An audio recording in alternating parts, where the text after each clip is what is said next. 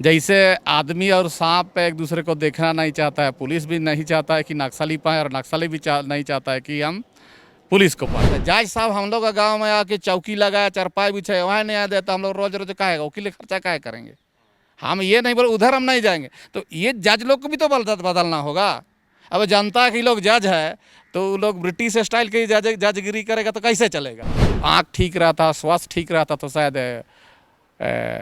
जंगल का फौज है बोल के उसी में आप देश से हम शायद समझते। ज्वाइन करने के बाद ट्रेनिंग वगैरह भी होती है? नहीं तो किसान लोग का तो कहा है, किसान लोग एक झोला पकड़ लीजिएगा, एक ठो लाठी लुंगी हम के घूमिए। वो तो आप किसान वाले में, हाँ, मतलब बंदूक नहीं उठाते? बंदूक नहीं उठाते थे। दोनों संगठन में काम किए, एमसीसी में भी काम किए, पीएलएफआई में भी किए, तो दोनों की सोच और समझ में कितना अंतर है और क्या लगता है कि कौन सही है कौन गलत है? ऐसे तो कानून दोनों को ही गलत मानता है। जिस जमीन का विवाद 20 साल में फैसला नहीं होता था, नक्सली आके उसको 2 घंटा में फैसला कर देता था। तो कौन कोर्ट में जाएगा, वो सरकारी कोर्ट में जाएगा कि जंगल का प्रतिबंध कोर्ट में। न्याय जो है ना, भारतीय लोकतंत्र में या भारतीय न्याय व्यवस्था में न्याय काफ़ी महंगा है। मैं भी आपका जेल में रहा, भूमि संबंधी कुछ कानूनों को पढ़ा, मैं देखा कि बंदूक के बल पर ही सिर्फ ज़मीन वापस नहीं किया जा सकता है। आप जेल में पढ़ते भी थे? हाँ, पढ़ते भी थे। किताब लाइब्रेरी से मंगवाते? हाँ, देश को सुधारने का लाइसेंस आईएएस लोग लिया हुआ है। वो तो प्रतिबंध को मत छोड़िए, सब तो इन लोग को तो ठीक ठाक होना चाहिए। हाँ, पहले अपना गिरेबान लोग देखे, जैसे विदेश। 8 साल जो काम किए संगठन में, कभी सैलरी नहीं? नहीं, कैसे घर परिवार चलता था? घर तो हम लोग तो मरने के लिए गए थे, पैसा देने के लिए नहीं गए थे। वो एक आंदोलन जो है ना, उस पर शहीद हो जाने के लिए गए थे। पीएलएफआई सपोर्ट किया? देखिए, चुनाव में तो देखिए पर्चा में जाहिर है कि करवे किया, इसमें क्या छिपाने वाली बात है। सरेंडर करने के बाद, मेरे चुनाव लड़ने के बाद लोगों को फिर मुख्य धारा में लोग जुड़ते चले गए और वोट की व्यवस्था में आज जुड़ गए हैं। यही वजह है कि धीरे धीरे आपराधिक और उग्रवादी संगठनों से लोग दूर हट रहे हैं। इस वक्त हमारे साथ बात करने के लिए मसीचरण फुर्ती जी हैं। मसीचरण माओवादी संगठन में काम कर चुके हैं, उसके बाद उग्रवादी संगठन पीएलएफआई में भी काम कर चुके हैं। ये सब जोनल कमेटी के मेंबर रह चुके हैं। 8 साल तक ये नक्सल गतिविधि में शामिल रहे, उसके बाद 12 साल तक जेल में रहे। अब इन पर लगे सभी मुकदमे जो हैं इनके अनुसार ख़त्म हो गए हैं। खास बात ये है कि ये 2 बार चुनाव भी लड़ चुके हैं। 2009 में जब खूंटी विधानसभा क्षेत्र से ये चुनाव लड़े तो जो चुनाव की आधिकारिक घोषणा होती है, तो एक बार इनकी घोषणा भी हो चुकी कि ये जीत गए, लेकिन बाद में पता चला कि नीलकंठ सिंह मुंडा वहाँ से चुनाव जीते, जो आपको पता होगा कि पिछली सरकार में, रघुवर दास की सरकार में वो ग्रामीण विकास मंत्री भी थे। 2014 में इनका नॉमिनेशन जो है वो किसी कारण रिजेक्ट हो गया, क्योंकि ये उस वक्त दुमका जेल में थे। 9 में भी जेल से ही चुनाव लड़े थे। फिर 2019 में चुनाव लड़े और बहुत कम वोट आया, करीब 6000 के आसपास इनको वोट आया। 2009 में जब पहली बार ये जेल से चुनाव लड़े थे, माओवादी कहते हुए पुलिस जब इनको गिरफ्तार की थी, उस समय ये झारखंड मुक्ति मोर्चा के टिकट पर लड़े थे और 2019 में जो चुनाव लड़े थे ये निर्दलीय लड़े थे।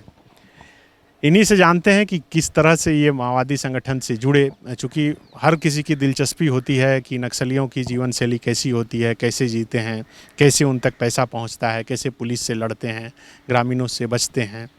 तो मसीचरण जी, आप तो माओवादी रहे हैं, अब नेता बन गए, तो कौन ठीक लग रहा है, ये कि वो?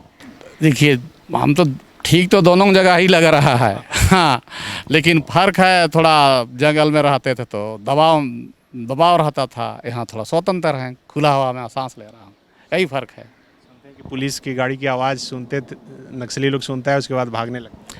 देखो, भागते तो नहीं हैं। हाँ, जैसे आदमी और सांप एक दूसरे को देखना नहीं चाहता है, पुलिस भी नहीं चाहता है कि नक्सली पाएँ, और नक्सली भी नहीं चाहता है कि हम पुलिस को पाएँ। कैसे आप ज्वाइन किए थे, क्यों ज्वाइन किए थे, कितनी उम्र थी उसमें?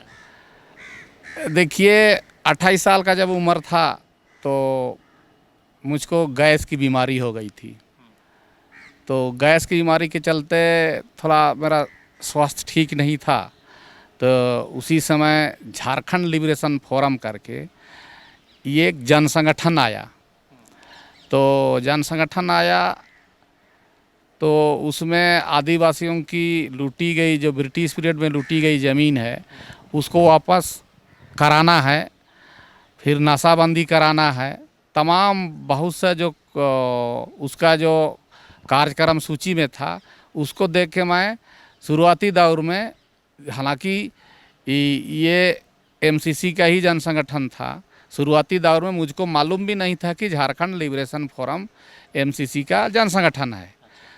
तो पहले जेएमएम हमारे इलाका में जेएमएम और झापा के नेतृत्व में आदिवासी लोग कृषि भूमि के लिए जंगल काटे थे, जमींदारों का जमींदारों जैसे हाँ नहीं धान वगैरह काट लिए थे जो ब्रिटिश पीरियड में आदिवासियों से लूटा गया था।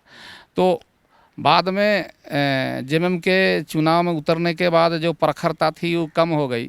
तो वो लोग बोला कि पहले जो जेएमएम की प्रखर थे तो उसी आधार पर झारखंड लिबरेशन फोरम काम करेगा।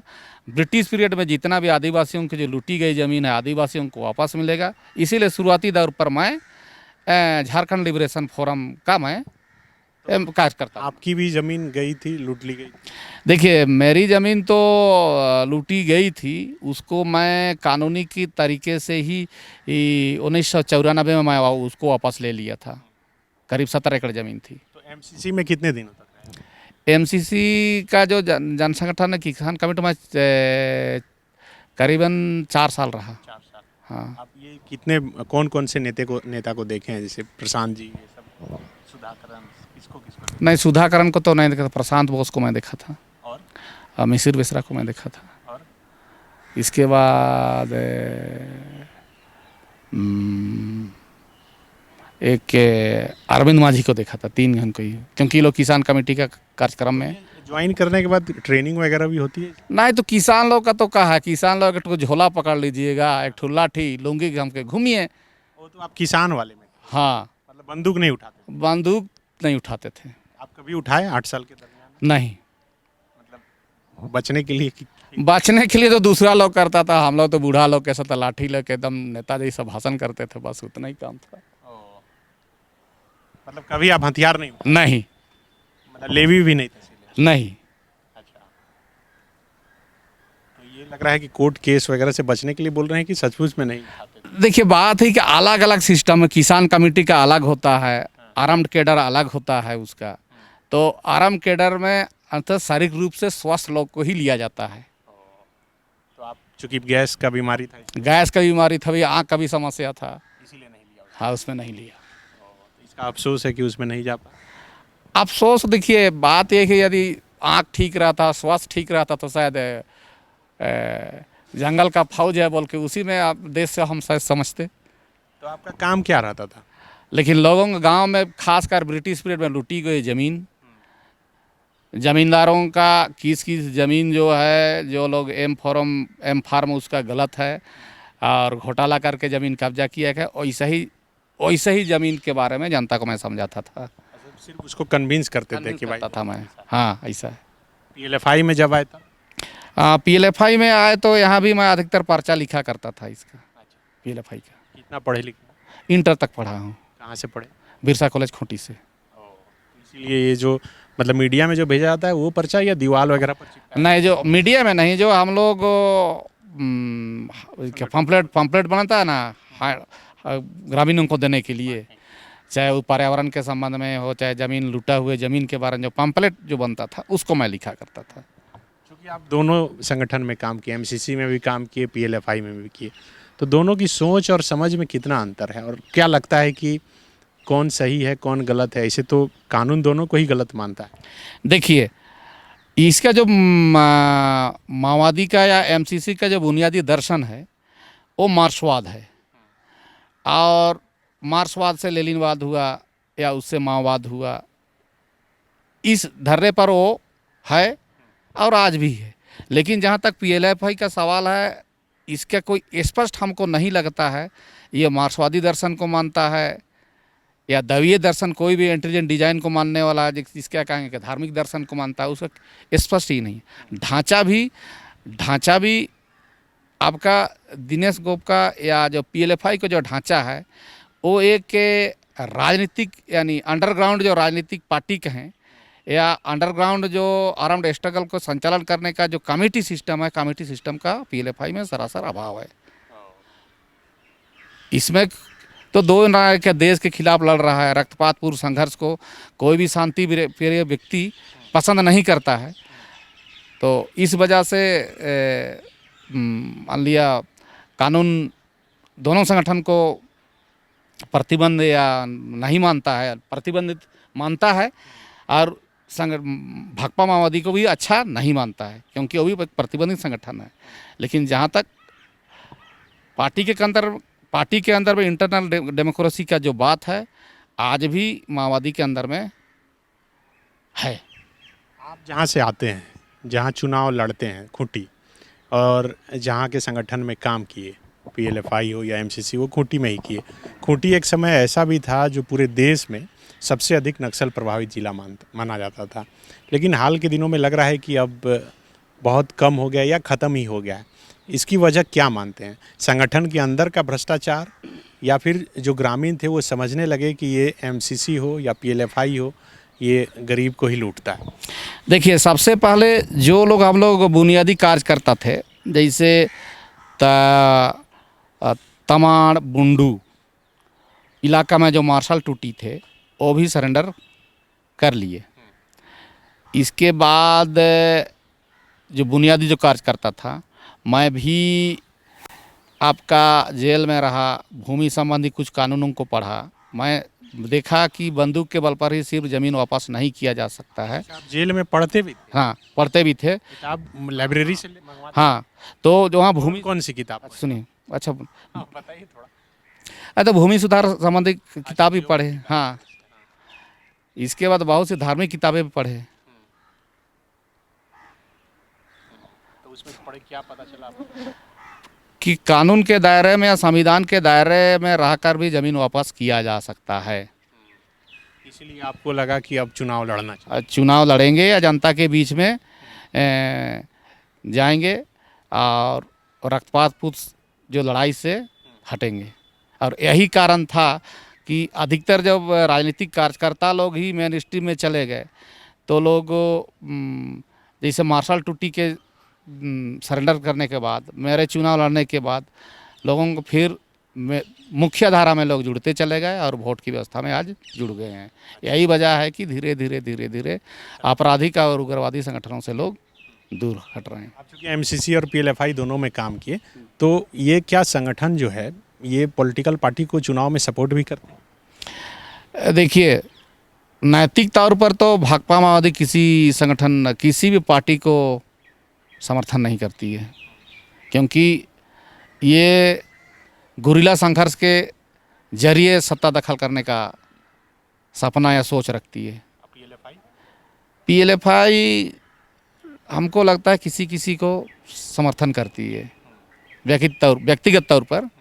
आपको चुनाव में पीएलएफआई सपोर्ट किया? देखिए, चुनाव में तो देखिए पर्चा में जाहिर है कि करवे किया, इसमें क्या छिपाने वाली बात है। 2009 में जो चुनाव लड़े, वो यही बोल के लड़े कि पीएलएफआई का आदमी चुनाव लड़ा? देखिए, ऐसी बात नहीं है। देखिए जो गलत तरीक़ा से होता है ना, जितना नफ़ा होना चाहिए उतना नुकसान है, क्योंकि लोकतंत्र में दादागिरी नहीं चलती है। तो अभी जब आप 24 में चुनाव लड़िएगा, तो आप चाहेंगे कि कोई समर्थन करे या फिर जनता के ही समर्थन के भरोसे हैं? देखिए, जनता के समर्थन के भरोसे मैं बूथ कमेटी के खर्चा तक को भी हम उम्मीद करता हूँ कि जनता ही मेरा वहन करेगी। अच्छा, इस बार कैसी तैयारी चल रही है? तैयारी तो चल रही है मेरी ठीक ठाक।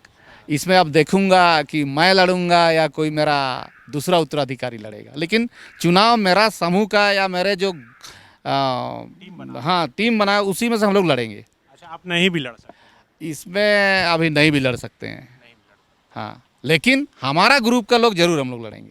अच्छा, आप बताएं कि कहीं ना कहीं ज़मीन से जुड़े हुए मसले को लेकर ही आप नक्सल और उग्रवादी संगठन से जुड़े। अभी चतरा से कुछ नक्सलियों ने सरेंडर किया, आपने देखा होगा, 5, जिसमें कि अमरजीत यादव वगैरह हैं जो सब जोनल कमांडर भी रहे हैं माओवादी में। वो भी बता रहे थे कि ज़मीन से जुड़ा ही मसला था, उसी के बाद वो जुड़े। एक दूसरी भी कार्रवाई हो रही है झारखंड में, ईडी आप देख रहे हैं, जो अधिकारियों की गिरफ्तारी हो रही है, वो भी ज़मीन के ही मामले में जुड़े हैं। तो क्या लगता है कि ज़मीन को लेकर झारखंड में ज़्यादा ही बहुत कुछ चल रहा है? देखिए, जमीन सिर्फ झारखंड का ही मुद्दा है। देखिए, जमीन भी एक उत्पादन के साधन में काम आता है। जितना भी लड़ाई या संघर्ष होता है उत्पादन के साधन और बाजार दर पर नियंत्रण के लिए अंतर्राष्ट्रीय लड़ाइयाँ भी हुई है। तो सवाल ये है कि ज़मीन, देखिए न्याय जो है ना, भारतीय लोकतंत्र में या भारतीय न्याय व्यवस्था में न्याय काफ़ी महंगा है। और वजह यही है कि कोई कोई सामान्य जब भूमि विवाद है वो बरसों लटका रहता है। तो परिणाम सारी लोग ज़मीन से मुद्दे, अधिकतर लोग जो सीधे साधे जो निरीह ग्रामीण है वो लोग प्रतिबंधित या अंडरग्राउंड जो भूमिगत संगठनों के पास जाते हैं, न्याय मिल जाता है तो फिर उसी रास्ते पर चल जाते हैं। जहाँ तक ये ईडी का छापा पड़ रहा है, ये जितने भी डीसी स्तर के जो आईएएस अफसर हैं या उससे नीचे जितने भी कर्मचारी हैं, उनका सोच का खराबी है। क्योंकि एक आईएएस अफसर को इतना वेतन मिलता है कि आराम से जीवन यापन कर सकता है, लेकिन देखो सामंती जो संस्कृति, पूंजीवादी सोच, लटको झटको जिसे कहते देहाती ठेठ भाषा में, राजा मन नियर जगह लटके झटके दिखा के थोड़ा दिखाने का जो प्रवृत्ति है, इन लोग को अंततः जो वित्तीय भ्रष्टाचार में ढकेल देती है और आईएएस इससे जैसे जो आईएएस अफसर है उसको जेल तक भी पहुंचा दे रही है। इसके खिलाफ लग रहा है कि मजबूत लड़ाई।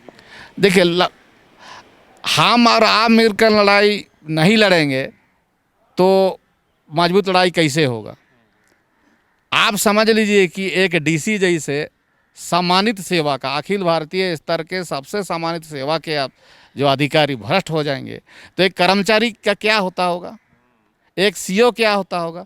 यहाँ तो देखिए, आप बोलना शुरू करके तुम्बा गुट्टी में जो इतना जो ज़मीन समझ देखिए, सेना का ज़मीन बेच दिया। इसके बाद तुम्बा गुट्टी में आज भी जो पहान खानदान का आदिवासी ज़मीन धड़ल्ले से जो अन्य जो गैर आदिवासियों को बेचा जा रहा है। तो यहाँ जो सोच और संस्कृति का ही देन है कि हम लोग वित्तीय भ्रष्टाचार में जा रहे हैं। यदि सादा जीवन उच्च विचार होता, चप्पल में लोग जीना शुरू, चप्पल में चलना से गर्मी में, हाँ ठंडा में एक जूता, इतना तक रहता। लेकिन मसीह जी, ये वित्तीय भ्रष्टाचार तो सरकार में है, आप जिस पार्टी में से छोड़ के आए, जंगल से छोड़ के आए, उसमें भी है। बड़े बड़े नेता का बेटा जो है वो विदेश में पढ़ता है और आप लोग चप्पल में रहकर जंगल में संघर्ष करते हैं। तो ये तो सब जगह हो रहा है। देखिए, अब सवाल है कि ये लोग तो देखिए देश को सुधारने का लाइसेंस आईएएस लोग लिया हुआ है। वो तो प्रतिबंध को मत छोड़िए, सब तो इन लोग को तो ठीक ठाक होना चाहिए। हाँ, पहले अपना गिरेबान लोग देखे, जैसे विदेश में पढ़ रहा है वो अलग बात है, वो जो हमको जानकारी वही है प्रवृत्ति संगठन को लेकर। लेकिन बात ये है कि एक आईएएस या आईपीएस जब उनको पूरी वेतन मिल रहा है कानून व्यवस्था को ठीक करने का, तो ये लोग ठीक क्यों नहीं करते थे। सोच ये लोग ठीक रखेंगे तब ना। आज भी पहले जैसे नक्सल आगमन के पहले आदमी थाना जाने से डरता था, लेकिन जब से नक्सल आया तो सोशल पुलिसिंग का जो सिस्टम लोग शुरू किया, तो अभी का जो पुलिस है ना, थोड़ा व्यवहार में सोबर रखता है, लेकिन पहले तो और ख़राब था। आपके अनुसार ये नक्सल के आने के बाद ही पुलिस थोड़ा डाउन हुई? हाँ, तो इससे पहले तो गाली देती थी, अब कम से कम पब्लिक जाता है तो चाय पिलाती है पुलिस।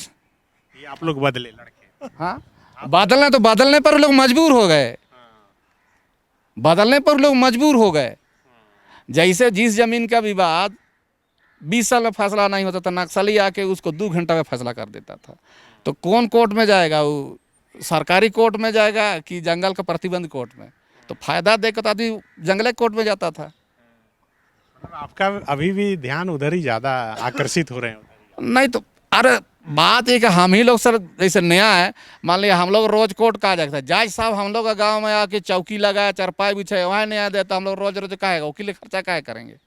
हम ये नहीं बोले उधर हम नहीं जाएंगे, तो ये जज लोग को भी तो बदलना होगा। अब जनता के लोग जज है तो लोग ब्रिटिश स्टाइल की जजगिरी करेगा तो कैसे चलेगा। अभी ठीक है, पीएलएफआई संगठन खूंटी में एक्टिव है या फिर लग रहा है कि पूरा खत्म हो गया? देखिए, ऐसा जो सोच ये सब जो बोलता है ना, सोच तब तक जिंदा रहेगा तो वो फिर अल्फेगा, लेकिन फिलहाल तो गतिविधि नहीं है। हाँ, लग रहा है कि दिनेश गोप इलाका छोड़ दिया? अब वो कैसे कहा जाएंगे, यहाँ तो हम परमात्मा नहीं है कि वो कहाँ रह रहा है, इलाका छोड़ दिए कि है। हाँ, आपसे कोई बातचीत जेल से आने के बाद? नहीं, कुछ नहीं, नहीं, कोई संपर्क नहीं, आप चाहते भी नहीं है कि उधर? नहीं तो काहे, जब उन लोगों के साथ रह के भी मैं ज़मीन निकाल सकता हूँ, फिर कानून का सहारा लेकर भी ज़मीन निकाल सकता हूँ, तो झूठों का यहाँ बोदरेशन दस्टू हत्या करने या करवाने के लिए हम काहे वो लोग के साथ जाएंगे। लेवी कभी लेने या फिर पहुंचाने का मौका मिला? लेवी तो मैं अक्सर जब ज़रूरत पड़ता था तो चावल दाल मैं लेता था, हम पैसा किसी से नहीं लिए। इतना दिन 8 साल जो काम किए संगठन में, कभी सैलरी नहीं? नहीं। कैसे घर परिवार चलता था? घर तो हम लोग तो मरने के लिए गए थे, पैसा देने के लिए नहीं गए। वो एक आंदोलन जो है ना, उस पर शहीद हो जाने के लिए गए थे, कोई पैसा के लिए नहीं गया। मैं भी नहीं गया था। तो सिर्फ खाते थे? हाँ, खाते थे। रहते थे जंगल में या घर पर? नहीं तो गांव पास ही रहते थे, जंगल में तो नहीं रह करते थे हम लोग। मतलब आपके गांव तक पुलिस आती नहीं? नहीं। इसीलिए रहते थे। हाँ। कैसे पकड़ ली पुलिस? वो तो इलाज के क्रम में मैं बिहार शरीफ पे पकड़ाया, ढवैया पुल के पास। उसके बाद फिर जेल से अब 12 साल बाद ही? हाँ, 12 साल बाद ही निकला मैं। बीच में नहीं हुआ? नहीं। इसका मतलब कोई स्ट्रॉन्ग एविडेंट होगा आपके पास? स्ट्रॉन्ग एविडेंस कहाँ रहेगा, हम करबे नहीं किए हैं। तो अब इतना साला तमगा लगा दिया है कि कमांडर और संस्थापक। हाँ, हम तो बोलबे किए एसपी साहब, हाँ हुजूर हमको तो दिखता ही नहीं जज को, हम कैसे कमांडरी करेंगे। कमांडर बनाया गया? हाँ, तो कमांडर लिख दिया कि फलाना सब जोनल कमांडर है, संस्थापक मेंबर है। किसके संस्थापक मेंबर? पीएलएफआई के?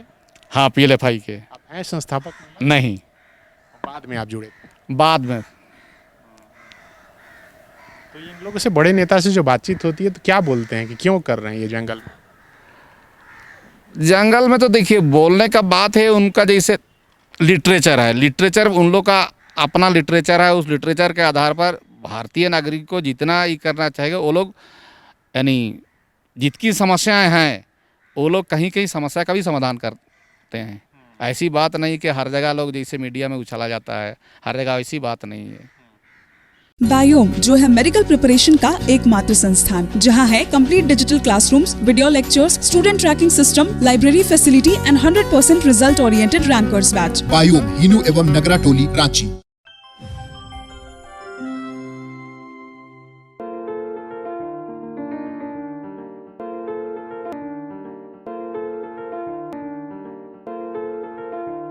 thefollowup.in. Like, share, and subscribe. www.thefollowup.in